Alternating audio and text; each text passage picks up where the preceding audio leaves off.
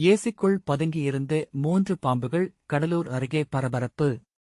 கடலூர் கடலோரம் முத்தையா நகர்ப்பகுதி குடியிருப்பு ஒன்றில் வீட்டின் குளிரூட்டி ஏசி இயந்திரத்திற்குள் 3 கொம்பேரி மூக்கன் பாம்புகள் புகுந்த சம்பவம் அப்பகுதி மக்களிடையே பெரும் அதிர்ச்சியை ஏற்படுத்தியுள்ளது.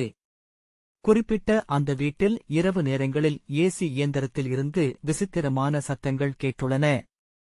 இதனால் சந்தேகமடைந்த குடும்பத்தினர் உடனடியாக வன ஆர்வலருக்கு தகவல் கொடுத்தனர். தகவலறிந்து விரைந்து வந்த வன ஆர்வலர் ஏசி இயந்திரத்தை கழற்றிச் சோதனை செய்தார். அப்போது உள்ளே ஒன்றின் பின் ஒன்றாக 3 கொம்பேரி மூக்கன் பாம்புகள் சுருண்டு படுத்திருப்பது கண்டறியப்பட்டது.